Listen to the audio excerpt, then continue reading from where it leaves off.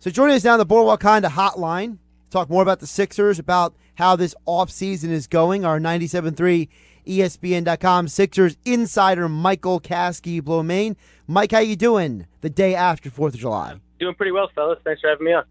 Appreciate you coming on. So, first of all, do you know how to say, look, I think it's Namanga Mitchell. I don't know. That was my stab at it. That was, pretty good, Josh. You're right there. I always thought it was Namanga Mitchell, but I'm going to have to, obviously, certainly that's something I'm going to have to practice now that he's on the Sixers. Absolutely. So what are your impressions of bringing him in? Obviously, he gets one of those mid-level exceptions. He's a guy who can shoot threes, and I'm assuming that he's basically the replacement for Ilyasova, correct? Yeah, I think that's a pretty good way to look at it, Josh. But I think technically, obviously that's not a name that a lot of people in Philly got excited about. It's obviously not even a name that we can fully pronounce yet. But I think there's a role for him in the Sixers doing what Ilyasova did that he could potentially even expand on. I think he's probably a little bit better on the offensive end than Ilyasova. He's a career 37% shooter from three, but he shot plus 40 last season. And he wasn't, the attempts and the opportunity really wasn't there for him in Minnesota. Obviously, Cat had the ball a lot. Jimmy Butler had the ball a lot. Wiggins had the ball a lot. And they're not necessarily guys that are looking to make their teammates better. They're more guys that are getting the usage to score on their own. Where in Philly, I think playing alongside some guys like Ben, Dario, Joel, and in the system that Brett Brown has that really emphasizes ball movement and spacing the floor, I think there's a really nice role for NB, as you guys were saying. I mentioned they re-signed Amir Johnson, and look, Mike, I got to admit, I'm not an Amir Johnson fan. I understand he has a value in the locker room and the culture, Brett Brown says, but look, couldn't you have found somebody else to be the backup center? I mean, anybody else? In fairness, the backup center market, it is pretty dry. I do, Amir was a guy that I think obviously a lot of people probably share how you felt about him. I will admit that he grew on me over the course of the season, and I think having him back for the continuation of what they were able to do last year is kind of how they were looking at it. Once it became clear that they weren't going to land, a LeBron or a Paul George, I think the focus immediately kind of shifted to just building upon what they did last year. And Amir was a guy that, he carved out a role for himself later in the season as a guy that, really just made his bones as a hustler and a guy that could, play some defense to an extent. And I think bringing him back, and obviously you have to, Rashawn is still on the team and Jonah Bolden, if he comes and plays, I think having Amir in sort of a veteran role as a big guy where most of the other guys at that position are pretty young, I think that certainly played heavily into it. But, I can't really, there's not a particular name that I could throw out off the top of my head that might be better, but I can't argue with people saying that, they could have potentially looked elsewhere. I think it was just the familiarity and the professionalism that he showed last year that really kind of, made him the target for the team.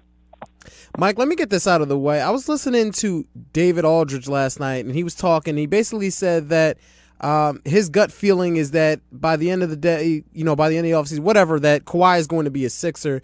Do you share that same feeling? And if you do, if you don't, where do you possibly see Kawhi going if he's traded at all? Dashawn, I do think that's a possibility. I wouldn't say, I don't think it's likely necessarily, but I do think it's a possibility. I know that the Sixers remain engaged with the Spurs on the talks right now. It's kind of at a standstill with the Spurs asking for, pretty high price tag for Kawhi in the situation, and the Sixers not necessarily being willing to give up what the Spurs are asking for, given the question marks surrounding Kawhi, in terms of his health and then his long-term commitment to Philadelphia. There's been several reports by, people that would know with connections that have said that Kawhi would potentially, after initially saying that he was 100% going to, look to sign in Los Angeles next summer, there's been people reporting that that's kind of, he's maybe backed off that and would be open to signing and remaining in Philadelphia long-term if he was, if they did trade for him this offseason. The Sixers have, a lot of the assets, and if we're talking about a particular player across the league landscape that would fit in, almost perfectly in between Ben and Joel, it would be Kawhi.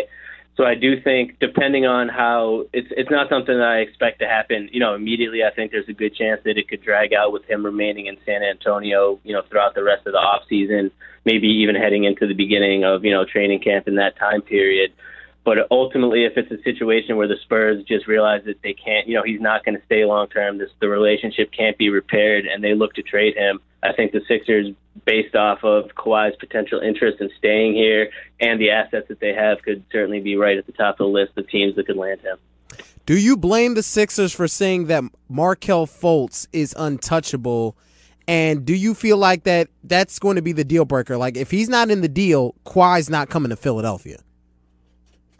So that's how it is right now, Dashawn. From what I've been told, basically the Spurs have asked for Markelle, and the Sixers have said that he's off limits. It's such a difficult situation to say. Listen, if they had a guarantee up front, like ahead of time, that if they traded for Kawhi from him, if he said to the team, "If you trade for me, I will, re-sign next summer or sign an extension this summer and stay in Philadelphia long term," I think at that point you have to make that move. You have to give up Markelle. As good as, I'm certainly never been one that's, I'm not down on Markelle. I think he still has the potential to be an all-star caliber player. But is his ceiling as good as potentially as Kawhi is something that I think they have to ask. But in the short term, without knowing that he's going to stay long term, I don't blame them for not wanting to give up a guy that they just used, the first pick in the draft on, and it could potentially still develop into an all-star. It's just too big of a question mark. So right now, that's kind of where it's at. They don't know what he would do long term, and they're not willing to give up Markelle on a one-year gamble. I think if Markelle was either removed from the asking price, like if the Spurs don't have a lot of leverage, so if this drags out longer and they're willing to accept a deal from the Sixers that doesn't include Markelle without a guarantee, I think a deal could get done. But if they're going to part with Markelle, I think it would have to be with Kawhi letting the organization know that he would plan to stay in Philadelphia longer than next season. Michael Kaskey-Blomain joining us on the Boardwalk Honda Hotline on 97.3 ESPN. You can follow him on Twitter at @TheRealMikeKB. Mike, specifically about Markelle, doesn't the fact the Sixers are saying, look, we're not trading this guy, doesn't that say something about the fact that they still see the potential? And we know Brett Brown is going out and see not once but twice him working out with Drew Hanlon down out in Southern California. So is there something to be said for the fact that this team is saying, look, we're not giving up on this guy. This guy still has this crazy high ceiling. We want to see what he looks like on the court for a full season with Ben and Joel. We're not just going to sacrifice him just because we're being impatient. Yeah, absolutely, Josh. I think that's 100% what it says, and I think that's 100% how the team, specifically Brett, feels about Markelle. They drafted him and his specific skill set last year for a reason. It wasn't a best player available situation. They drafted him because they thought that he would be, a perfect complement to Ben and Joel. And I think, honestly, at the end of last year, he showed flashes of everything in the game that they wanted except that shooting, obviously, which is the huge, the issue right now. But I think that they still see a kid that if they can, if he can get over whatever mental and physical hurdles plagued him last year, he has all the other tools, the intangibles, the athleticism, the, switchability on defense, the quickness, the court vision, the feel for the game, pretty much everything that they want, minus the shooting, they see in him. So I think that there's a situation. He's working his butt off, out in L.A. this summer, working with Drew Hanlon, and he was in Washington back at his old college earlier in the summer. He's been working nonstop, and I think it's a situation where if he's able to, obviously it's a big if, and we've been talking about it for almost a year now, but if that shot gets back to a point of respectability this summer, we could be looking at the guy that we expected to see this year, which is, a potential all-star playmaker for the team. Talking with Michael Kaskey-Blomain. You can follow him on Twitter at @TheRealMikeKB. That's at @TheRealMikeKB. He's our Sixers insider here for 97.3 ESPN. And you can also check out his writing on 97.3ESPN.com. Mike, all right, big picture here, because obviously, I understand what the Sixers are doing, but that doesn't change my feeling on, the expectation of what I had for this offseason. Now, I do understand that this offseason isn't a make or break, but I'm looking down the line, especially next year at the free agent crop also, and I'm just not seeing any of these guys not considering Philadelphia, not because they don't feel that Philadelphia is the place where they could play, just because these guys already made up in their mind what they want to do. Like, I'm hearing Kyrie and Jimmy Butler want to play together somewhere else. Klay Thompson, I don't see him leaving Golden State. What long-term with this free agent thing can we really expect from the Sixers? Yeah, that's a great point, Josh. Sorry, Dashawn. There's no one guaranteed that like really coming down the pipeline that's expressed, like, the desire to play with Philly like some guys have with LA, or like what you just said with the, Kyrie and Jimmy Butler. I think for the Sixers, it's a matter of opportunity. They have these assets in this cap space that if a situation like, for instance, the Kawhi situation comes up, a year ago, there was no noise out of, of any discontent. We just assumed that Kawhi was, going to be the face of the Spurs for the next 10 years. Then all of a sudden, in the blink of an eye, something changes. He's not happy with the situation, and suddenly he's looking for a new home. And, whether or not that particular situation pans out, the Sixers are sitting there in position with, the assets in terms of the cap space and, draft picks or players on the roster. They could look to trade him. And the same with what they're doing this summer. Obviously this summer, I personally don't consider it a disappointment. I understand in terms of, if you're hoping to get a LeBron or a Paul George, anything compared to that obviously is it's going to be somewhat of a letdown.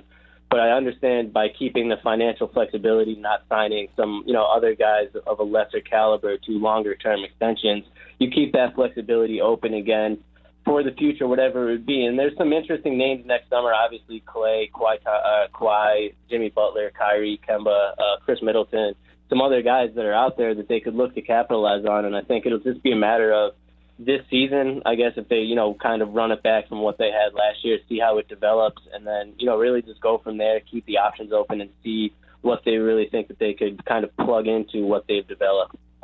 Let me be clear, Mike. I'm not upset at the team going forward because I do believe in, especially Markelle. I'm one of the biggest Markelle guys. I think he's going to be a star in this league, and also Ben and Joel, obviously, from what they've already shown.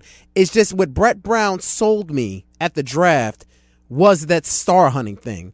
And to me, it's not even just, now I want to give them credit because they haven't signed free agents to crazy deals, 3-4 year deals, and just wasted that space. They've still kept the 1 year mantra so they can be open to other opportunities. It's just that if I'm Brett Brown, why do I go out and say that knowing that, Paul George, LeBron James, guys like that kind of have other ideas? I mean, people around the league must have knew what these guys were thinking. I mean, it all happened so fast, right? Yeah, I definitely agree with you, and I'll tell you what, him saying that, I think I saw Derek Bodner tweet something along these lines yesterday, but Brett saying that has really put my Twitter mentions into shambles this summer because, he's just set the bar so high, and there's only, there's one LeBron and one Paul George, and, obviously the Kawhi situation. And, I think Brett honestly did think the Sixers had a chance at LeBron, maybe at Paul George, and I appreciate his enthusiasm for the organization. Face like on the front line, and probably might have been better if he didn't say that necessarily. A, just to, not to necessarily put their plans out there, and B, to kind of temper expectations. But, it's definitely tough when there's only 2 or 3 fish that the entire league basically is competing for that, that the team wants. So I think, he's doing this job as a GM for the first time while also being a coach. I think a matter of, he probably could have benefited by not saying that. And I think a lot of people, feel similarly like that, Dashawn, that, he kind of hyped it up like something was going to happen, and now we're sitting here with basically the same exact roster. But also, like you said, that's not a bad thing. You run back a team that has 52 wins and see. I think Markelle is really the big thing. Like, if he ends up panning out to what you and I and a lot of people think he could be, we're looking at basically the team adding, an all-star level guard. Sure, it wasn't through free agency, but he's, a aspect that they didn't have last year, and I think they have a lot of faith and hope that he'll, develop into a guy that really is the third wheel with Ben and Joel. And if he does that this season, then you can kind of maybe readjust what you're looking at in terms of free agency and signings going forward next year. All right, Mike, let's kind of turn our wheels into what's going on right now. And it's a kind of a 2-part thing. With the Summer League roster now going into Vegas, I think their first game is tomorrow versus Boston. What are you really expecting out of those guys down there, guys like Landry Shamet and Zaire Smith? And, let's keep it with Markelle working with Drew Hanlon. I know we haven't seen any video, but we've seen some pictures of, his shooting form a little bit. How do you think that's working out so far? I'm hoping it's working out great. Obviously, I have a lot of respect and faith in Drew Hanlon in terms of his ability to train. And I think you saw the picture. There was just a still frame of his shot from behind yesterday compared to the still frame of his shot during his struggles during the season. And, obviously it's hard to tell off a still frame, but it just looked much more natural. His left elbow was tucked in way more in a more more fluid motion. Right. It looked much more fluid. And obviously that's just one picture. I'm not going to base too much off of that. But just based off, I know how much work he's been putting in there. I'm sure if you guys follow him on, Instagram or social media, he's putting up videos of him in the gym and pictures almost every day. There's clips popping up.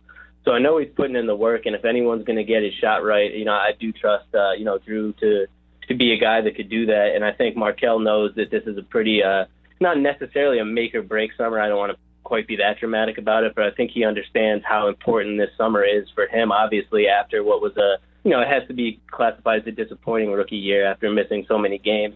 I think he knows how important this year is to kind of establish himself, not only in the league, but also as a part of the Sixers, this team that's looking to build. If he doesn't come out this year and show that he could, be a contributor going forward, they'll have to really consider, looking elsewhere for wing production. So I think he knows all that, and he's, not taking it lightly. So I expect, I personally expect big things from Markelle. I'm not surprised that he's not playing in Summer League. Of course, it would have been nice to see him just to add, that level of excitement for us to watch it. But, I wasn't necessarily surprised. I figured they kind of want him away from away from eyes, just working on his shot alone. And in terms of the guys on the roster now, it's different than the years past. In Summer League, in the recent years, we've got to watch it and kind of scour the roster for guys that and be like, maybe this guy, if he had the shot to, get a training camp invite and work his way onto the roster. The Sixers roster right now is already overcrowded. They have 17 guys, so none of these guys on this Summer League roster, outside of the rookies, obviously, and Jonah Bolden, are going to be on the team, moving forward, barring, some astronomical play that they feel like they have to make a signing. But so really for me, it's just going to be looking at, obviously, Zaire will be the main thing I'm going to be looking at, both ends of the floor, especially defensively. If Brett's going to compare him to Kawhi, I definitely want to see what, the tenacity that he brings on that floor. Obviously, shooting, and then to see how he gets out in transition to, that secondary game is so important to the Sixers, converting the defense into quick offense. That'll be, something that he's tasked with. And Landry, of course, it'll just be interesting to see, how he can space the floor and play off some of those guys. I don't know how much he can really expect to play as a rookie this year, but if he does play, he'll be asked to shoot. So, those are the two things I'll be keying in on. Mike, I want to get your take on the DeMarcus Cousins Warriors thing and how's it affecting the NBA long term and this year. And are you one of those guys that are like, okay, we need to change something because this is just ridiculous? It's kind of like the natural reaction. You definitely think like, all right, this is ridiculous. I don't ever really I'm not one of those people that likes to fault the player for making a decision that they want to make that's within the rules. With that being said, it's obviously pretty much a wrap on the NBA next season. I definitely can't imagine anyone, beating that team. So I wouldn't mind. I don't know what they would do. It was supposed to be the incentive that, with the staying with your team, you get the longer-term max contract. And you just see players that aren't necessarily buying into that. All these guys are opting into, these shorter-term deals to maintain their own flexibility going forward. So maybe the league, that coming down in the next year or two, has to take a look at the way that the players are making their decisions now and try to figure something out that would sort of make it, more of a balance. But with that being said, the NBA has always been a league that's had, perceived issues with parity, but, it's definitely a little bit over the top with a guy like DeMarcus. But, he said that he wasn't getting the opportunities he wanted from elsewhere.